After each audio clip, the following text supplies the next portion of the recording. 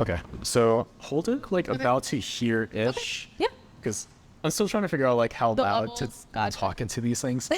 But okay, cool. So Yeah. what is your name and what do you do? Yeah, so my name is Gabriella Stella. I'm a singer-songwriter from the Dallas, Texas area. Cool. And you don't have to stare at the camera the whole time if you Okay, don't want to. cool. Just like, I'm trying to treat these as like just like chill, sit down talks. Oh, sweet, yeah. Quick, right? Yeah, I love that. Cool. So how did you get into music? I've been singing since I was like very young. I think on like the first time I ever wanted to do music was I signed up for a talent show when I was like 7 at my school, and I was obsessed with Hannah Montana. So I sang "If We Were a Movie," and I remember after I finished, and my mom was super nervous because she actually didn't know I could sing. I was very I was very anxious to sing in front of people, and so she was like, I don't know how this one would go, da-da-da-da. Like, she's like, she could suck, and I have to be like, oh, she's so good. No. And so after I did it, she's like, oh my God, she can sing. Like, she's good. And I remember after I finished, all the kids came up to me and had me sign the programs because they're like, you're going to be famous. Like, I just know it. And I think from then on, I was signing up for piano lessons, dance lessons, stage performance, learning how to like write lyrics, guitar lessons, anything I could do to become a better musician, I started doing, which I'm very glad that I was doing that. Yeah. Yeah. That's awesome. Okay, so you started when you were 7, and how old are you now? I'm 24. And I started writing music professionally when I was 15. 15. Yeah. And I didn't start releasing until 2020, which was crazy because it was like the pandemic hit. And I was like, you know what? It's like now or never. And I finally had my sound. It's definitely changed, but I'm at a place where like I'm very comfortable with like my sound now. Yeah. So when did you release your first song then? I'm trying to think. My first song I ever released was Baby Girl, and it was on my 21st birthday. I ended up taking it down because it's not really my song, like my style anymore. I think it was like very, it was very fitting to like that time I released it. But I think as I'm, growing as an artist, growing as a person, this is the sound that I wanted. But I released it on my 21st birthday, February 6th of 2020, and it was crazy because I had my 21st birthday, and then 2 weeks later, like the world shut down. And it was insane. Yeah, isn't that crazy to think? And I was actually shooting a music video for another song to release called Bad Love. And we shot it March 1st. And I remember that weekend, the studio texted me like, hey, I'm not sure if you guys can come back due to like, COVID cases are rising. And it was crazy because I was like, just to remember back that time, it was just so wild, like to think about, for sure. Okay, so then during the time of quarantine and stuff, did you release any of your current songs that are still on your Spotify? So I have my song Bad Love, I have Dirty Laundry, I have a song called Paranoid. So I released those all kind of during the pandemic. It was obviously hard because a lot of stuff was shut down, so I couldn't really perform. So it was solely based on like posting about it, talking to people, really being on the internet. I think everyone was on their phones. But yeah, it was really different, but I'm glad that I was able to take that time and everyone took time for themselves. I think it was like the first time ever in the world that we like slowed down and we were all on the same page. Like it was pretty crazy. But I definitely was able to like work on my music, which was great. Yeah. And was there like a point when like you released one of the songs or something where you were like, wow, like I'm really taking this seriously. Like I'm a real professional musician. I think it was Bad Love had got a lot of playlists, and it was really cool for me because it was my first song that hit like 20,000 streams, which was Bad Love the first one? It was my second or third single, yeah. And it was crazy to me because I was so excited, and I started seeing these playlists that had like Harry Styles on it, and then it had like my song, and I was like, wait, what? I was like, but what is my music doing on there? So it was cool. And I think, when I release songs and I have people be like, thank you for opening up about that, like my song R.I.P. Dead to Me, which I'm re-releasing, it's coming back. Yeah, I'm kind of rebranding myself a little bit, so I kind of want to like do it a little bit differently. I had someone reach out and be like, thank you for being so honest about, your relationship with your dad. And it was just cool to have people relate to my music. I think that's my favorite thing. Yeah. No, that's amazing because I actually, before this, because I didn't know you obviously reached out. Yeah. But I listened to a bunch of your songs, and like, just your writing is very relatable and stuff. Oh, that means a lot to me. Thank you. Of course, being someone where I've always loved music my whole life as well, too.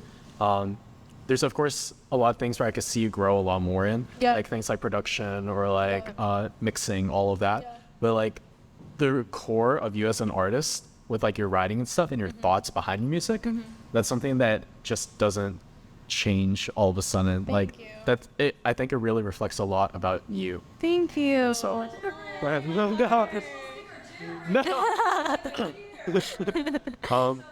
love that. Well, no, I think, you know, I really appreciate that, because I think as an artist, it's who you are as a core. And for me, I wanted my music to feel like literally you could come up to me and be like, yeah, my hamster died and like my wife broke up with me and like this is going on with my life. I wanted it to feel like I'm your best friend and you can share whatever. My music is my diary, and you'll find out about all, you know, what I've been through. And I think if I can save one person from going through, sadly, you know, childhood trauma and being like, hey, I'm here for you, I would love to do that. So if my music can provide that, then I'm okay with going with what I went through. That makes sense.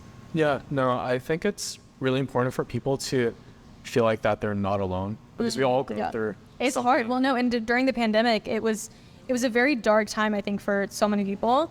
And I think it was easy for you to kind of feel alone. Like, it was the first time we had actually not been able to see people. Like, I couldn't see my grandma for a while. And, you know, I'm immune compromised, so I had to be very, very careful to be around people and, you know, to be around my grandma, to be around, like, certain people. So it was very difficult. And in a weird way, it was, like, the first time that I felt like everyone felt alone, and I felt more seen than I had ever been seen, if that makes sense. Yeah. It was a very interesting time. So what were things that personally helped you through how the hardest part of quarantine and stuff, and like, especially because, as you said, immunocompromised, and so you had to be really careful. Yeah. I honestly, this is kind of lame, but TikTok was kind of like my vice. TikTok was my vice. But I will say that writing helped me a lot. I was able to write, you know, I wrote Growing Pains, which is coming up very soon. And I was able to write songs that I was like, you know what, it's kind of now or never, where it's like, I need to just put out how I feel. And this is probably the most vulnerable music I've ever released, where it's like, you're kind of like almost scared to put it out, but you like are so excited, because you're like, okay. But yeah, I think that writing, and I journaled a lot. I still have a diary. I think it's so funny that I keep forgetting, like, most people don't have one, but like I have one. It's a way for me to journal out my feelings. But just finding what you need to like heal and do, like, if it's painting or whatever, do what you need to do.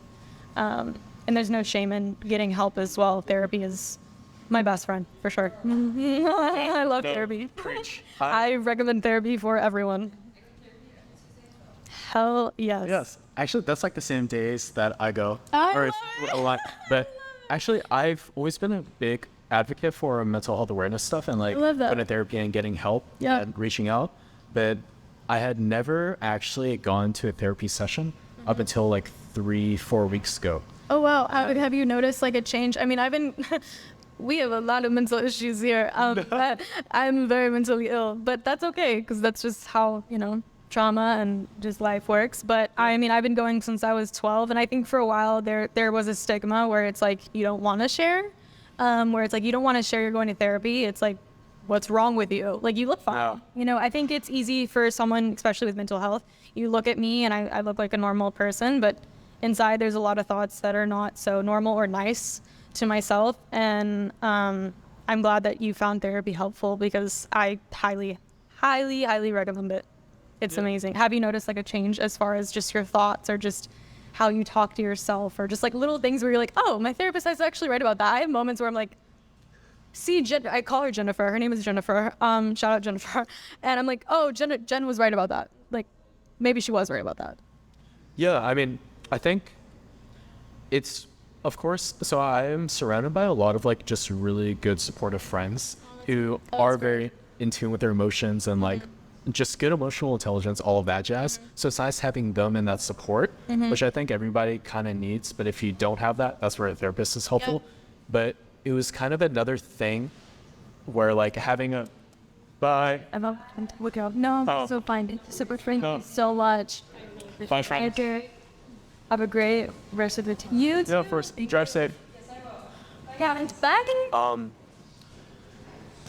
It was really helpful actually talking to a professional who like has just talked and seen so many cases of people and like just know a little bit more than the average person. Well, it's also a non-biased opinion. I think it's, it's nice to have a support team. Like, I have a very supportive mom. I have, supportive friends. Yeah. But, I mean, they never tell me what I want to hear. I think that's what I respect about them. But having a non-bias where it's like, oh, I had a fight with this person and I'm not talking to that person about it, and having, a therapist be like, oh, this. It's like, oh, okay. Yeah, that is how I could have handled it, instead of being like, this.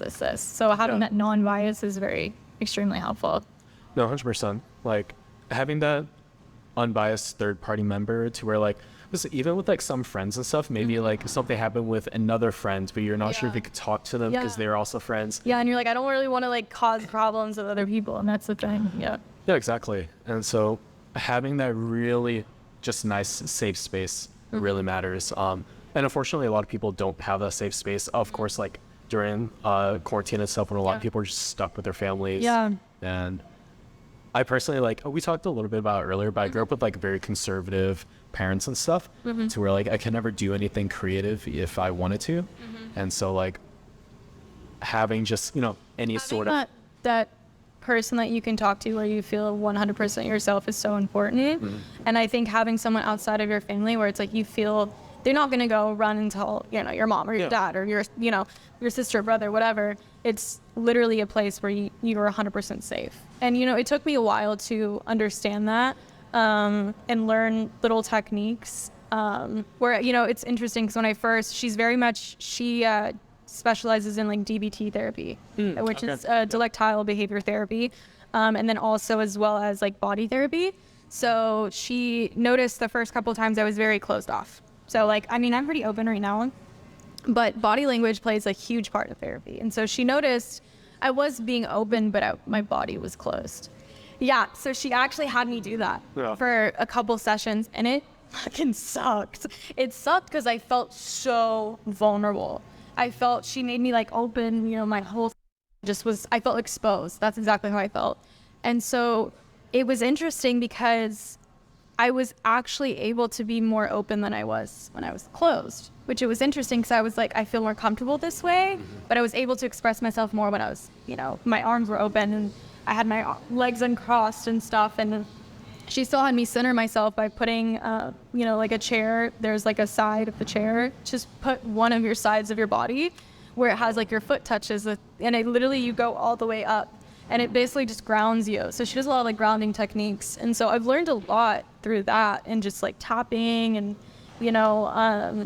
literally Selena Gomez made a movie recently called, did you watch it? It's a pretty amazing. I actually haven't. It's amazing. I think it's My Mind and Me. My Mind and Me. And it's about her diagnosis with bipolar and lupus, and she shows in her documentary kind of the struggles of that, and in one of the scenes she's very overwhelmed and she starts doing tapping, and I noticed that because I do that. And so people just thought it was like, oh, it's like a little tick or something that she's blending her makeup. I'm like, no, she's literally grounding herself. So you basically do that, you do your nose, you do your high points of your cheek, you can do your chin, start doing your arms. It basically just grounds you to that point where your mind is literally racing and you're just able to, like, calm yourself and center yourself. And it's a very interesting, like, thing.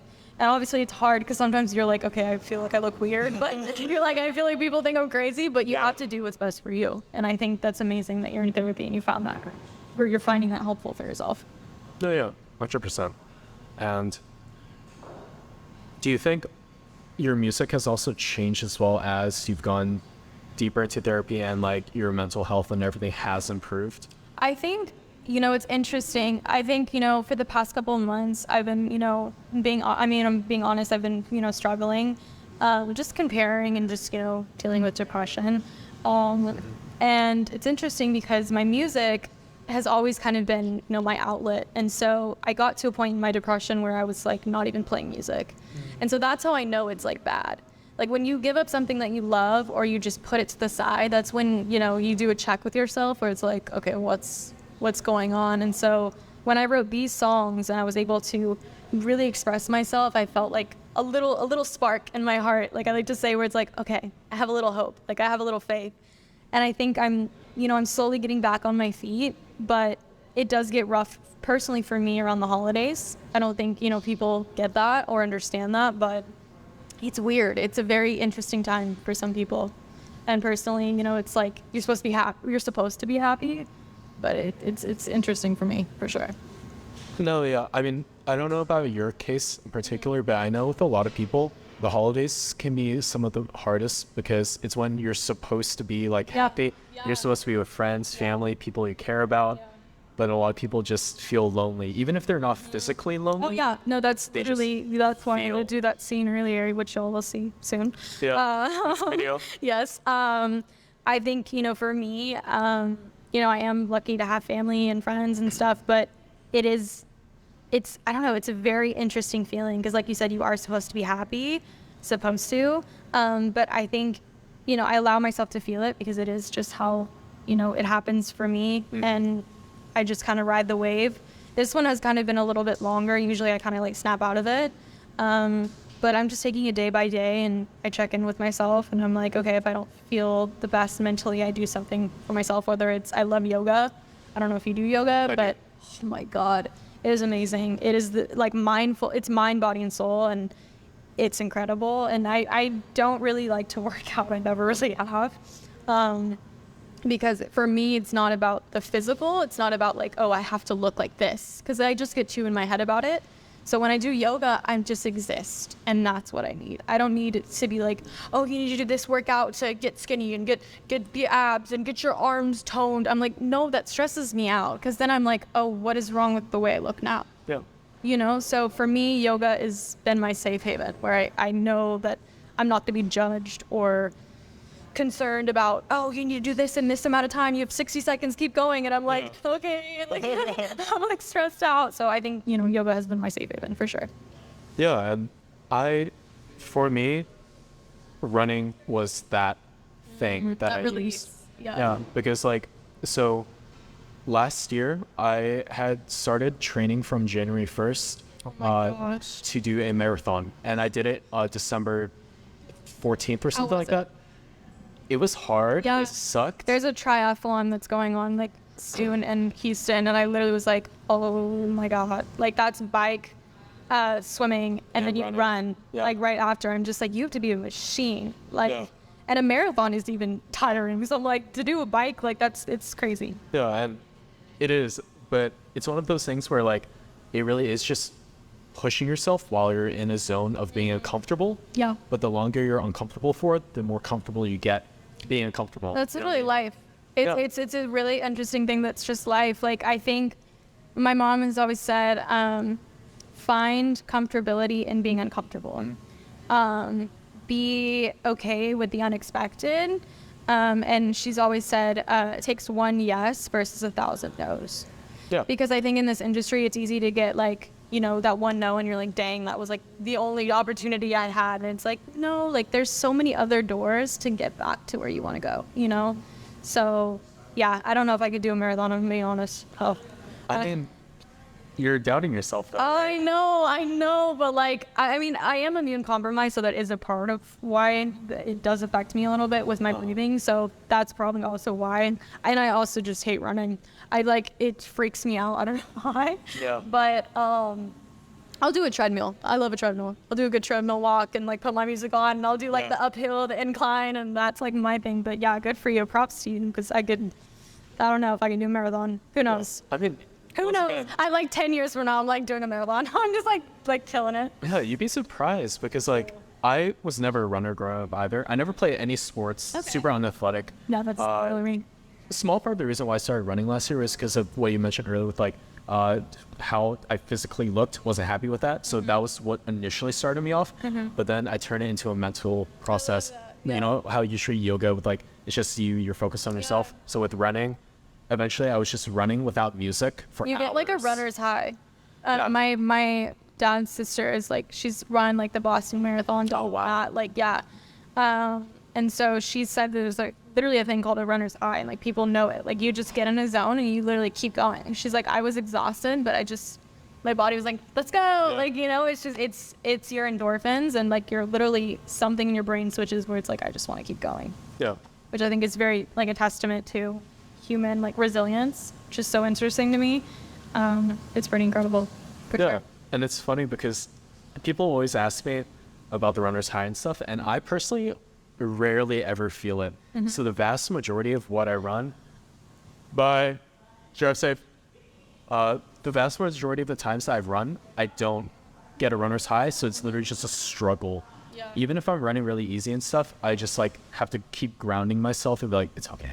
Yeah. Just vibe, just go, just flow, whatever.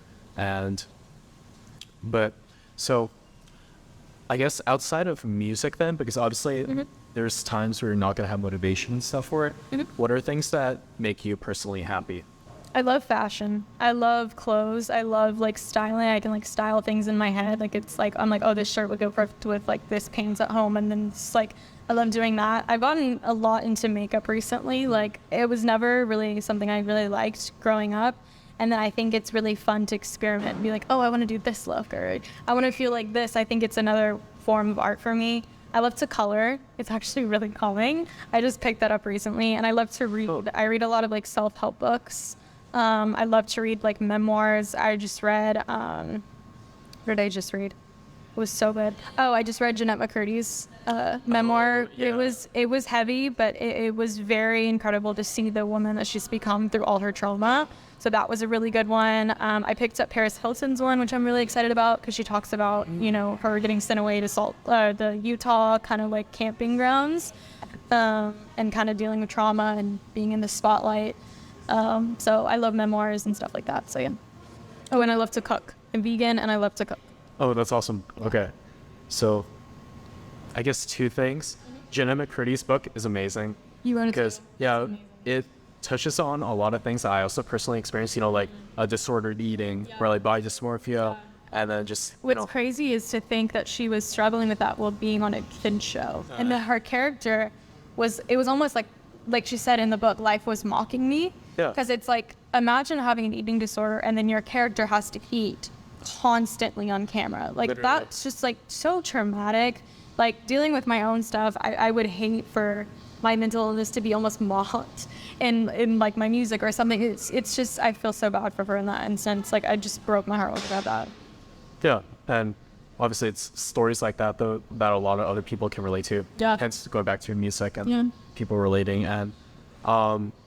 And then you mentioned that you're vegan. Just curious, like, is there a reason for that? Because I was also vegan for a year. Oh, wow. Two. Yeah. I've been vegan for 6 or 7 years. Yeah. Very long time. And I was vegetarian for 4 years prior to that. So, wow. Yeah, it's been a long journey. I watched a documentary of just animals, the treatment of animals. And I'm just such like an empath. And I literally I am like a little, like, I have an exterior of just like a mean resting bitch face, but inside, really? Okay, good. But inside I'm like a little tiny little goat just wanting to like be happy and live a life. And I just love animals. So it was kind of like a no-brainer for me, but I don't judge anyone who's not vegan or anything. I know that some people are always like, oh, are you like a crazy vegan? I'm like, no, I don't really care if you eat meat or whatever. As long as you like respect the animal and you know, I think some people are kind of weird where I remember like I actually protested frog like dissecting. I didn't want to dissect a frog, and I remember like people were like putting it on sticks and like making fun of it, like and that just disturbed me. And I was like, okay, no, I don't like that. Not my thing. Okay, and that's awesome. A little bit the same, I guess, for me. Why I was vegan for a little bit, but then I don't know, I like meat too much. Yeah, no, and I honestly, you have to do what's best for you. You haven't released a full album yet or anything? No, I haven't. I did an EP which had all my previous songs other than one new song called Eat Cake. And that was of summer of 2022, so literally just last year. So I'm mainly just doing singles right now and focusing on that. I've been asked a lot about an album, but I think for now I'm just focused on singles. Okay. Is there any type of music you really want to branch into? Or you kind of just going with? I don't know why this popped in my head, and I'm going to look back and be like, why did I say this? Country, I don't know why that went in my head. I think it's because I love Casey Musgraves, and I love how she kind of is able to dabble in like pop, and I like Kelsey Ballerini as well. They're very able to like, and then country, and I love Carrie Underwood, obviously. But I think it would be cool to do like a collaboration. Like there's dream collaborations for sure. Like Miley Cyrus, I would die. Yeah. I love like Nessa Barrett. I saw Maggie Linderman recently. She's amazing. I just love her stuff. So she's also from Dallas. Yes, and I love it. It was so cool. I like literally won tickets to go see her show, and I was like so impressed. So yeah, that would be like cool to kind of branch a little bit more heavier rock. I think it'd be cool to kind of do just a dabble, just a little bit dabble. Yeah. Yeah.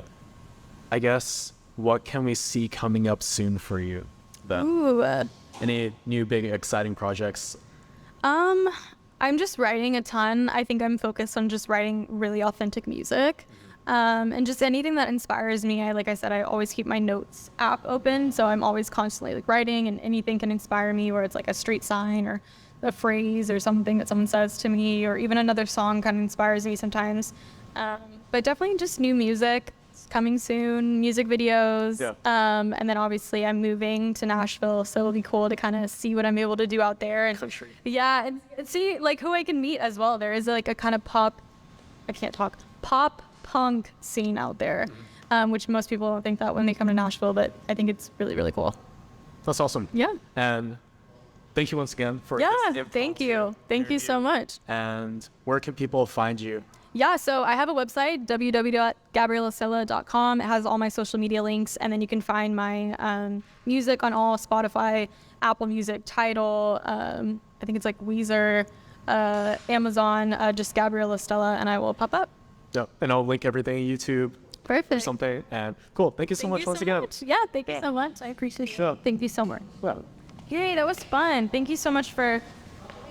No, 100%. I'm so excited to get Pasta Eagle. There's this like Pasta